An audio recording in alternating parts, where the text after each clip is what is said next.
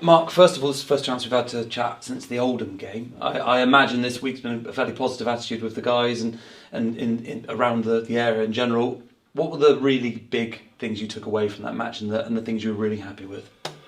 Well, I think we've been in good. We've the last few weeks we've done well. We've picked 3 wins up from 4 games. We were unlucky in the Altrincham game, so heading in the right direction. So yeah, it has to be first and foremost about effort, desire to cause the opposition problems, which is what we've done in all of the games, and trying to stop the opposition playing. We've had to go away a little bit from our possession game, but we've not been as free flowing, but we've been really good without the ball. We spoke previously about home form and how important that was to building up a good base for the season. What do you feel the key differences were in the game at the weekend? Was there a noticeable difference? Because it felt like the atmosphere was a lot better, and you've still got 2 more home games to come. I think it's clear if you look at the team sheet as well. That's the big giveaway, is the players that we've got coming back from injury. And I always say it's about players. So the stronger your lineup is and your team sheet, the better chance you have of getting a result in any division or league in the world. You're only as good as the players.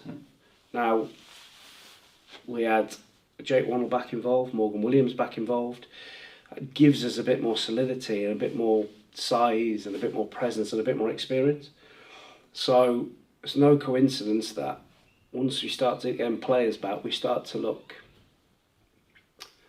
a handful again. You mentioned the name there, Morgan Williams. How good was it to have him back available on the bench, and what did it mean to him to come back on after such a long time out?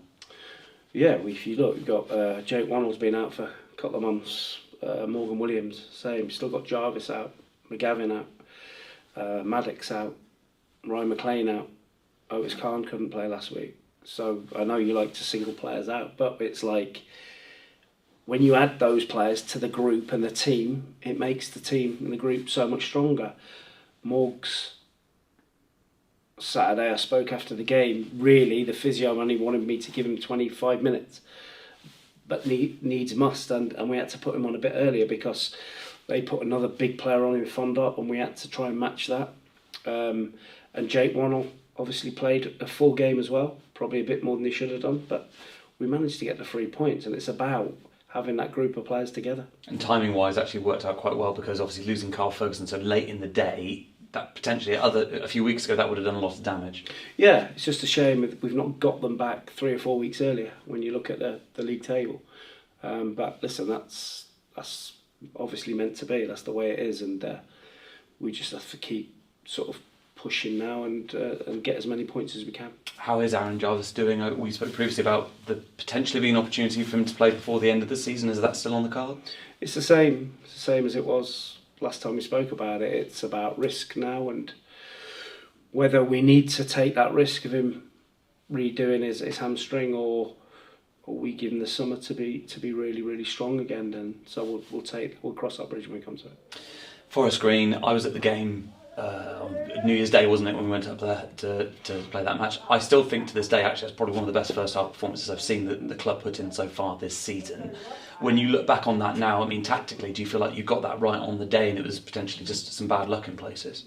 Well, it wasn't bad luck, it was the sending off. Changed the whole complex. We had a young player who made a rash decision, and that's what the young players can do at times. But you look at that young player, he's now gone back to his club and he's playing. He's been the best player for that club in League One, and they're talking about him getting a Premier League move. So that happens now and again. It was a really good performance, but the sending off, changed the outcome of the game, in my opinion. And you can't play against a team like Forest Green with 10 men for too long. And at that time they were really flying high. I realise they're still third in the division, but only 3 wins from the last 12. We've seen them drop off quite a lot. Have you been quite surprised by that drop in form? Well, I think you have to understand, if a team's had 2 relegations consecutively, there has to be a hangover from that at some point. And they've got a brilliant manager, experienced manager, Steve Cottrell, who knows what it takes to get promoted. Done it numerous times. But he has to be given time to put his own stamp on things and build the club.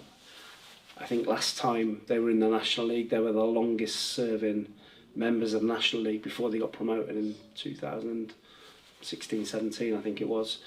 And they found themselves back at the start again.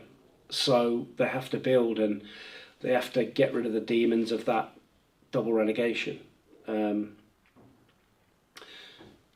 But what they have got is they've got a squad of really good players, and I'm sure that they'll be a real threat in the playoffs. I was going to ask you actually, what is the massive difference between getting in that second and third spot and obviously lower down for the playoffs? How much trickier does it just make life in general as a football club? Well, if you finish in the top three, you have less games to play, and you get to play the semi-final at home and one game at Wembley. Whereas if you finish outside of that, you have another game and you play all your games away.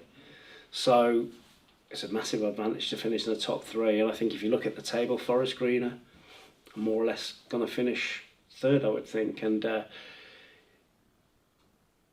would think they'll fancy their chances because of the players they've got, and the manager is experienced, and I'm sure that they'll be trying to find a way now of gathering some momentum, trying to find out a clear path of what they're going to do in the playoffs. And squad-wise, in comparison to last weekend, are you expecting any changes? Anyone coming out, going in? We'll have Otis Khan and Charlie Cooper back in the squad. Ryan McLean is still out. He's back at Wimbledon.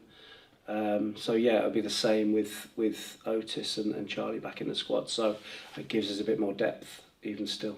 And with 4 games left of the season, mathematically, obviously, it's still possible to get up towards the playoffs, but probably unlikely.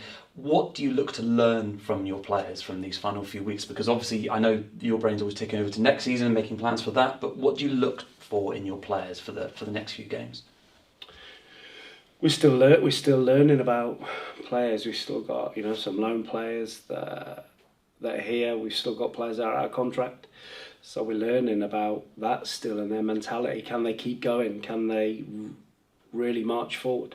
There's some that have really come to the fore, that weren't at the fore at the start.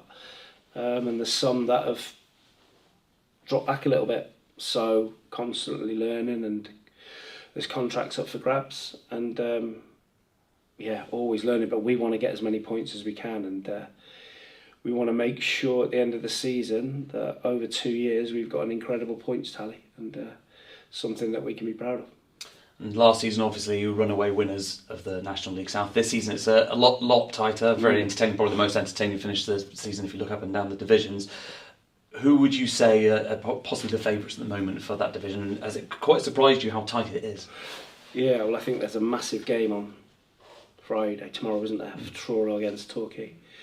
I think maybe the winner of the league comes from whoever wins that game, probably, because that would be a massive 3 points. And I think if you look at Truro's position, if they were to win it, I think they go 6 points clear of Torquay with 3 to play. So it's a brilliant end to the season for the playoffs. I think there's 8 teams involved.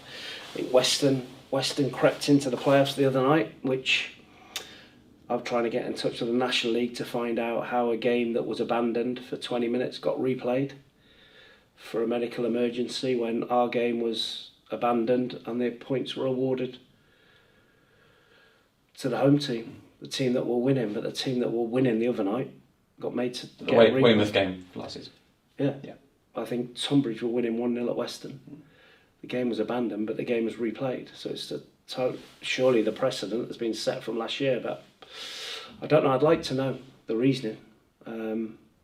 Whether it was we'd already won the league and they didn't want an argument or an awkward conversation with Weymouth, I don't know. But it'd be really interesting to get a call back from the National League to find out what the reasoning is. But good luck to Western. It's another local derby for us if they get in the playoffs and get up. Yeah. Well, good luck for you tomorrow. Thank you. Get the VIP treatment at Hewish Park. Enjoy a 2-course meal prepared by our own executive chef, a match day ticket, match programme, team sheet and allocated parking. You can even put your questions to manager Mark Cooper.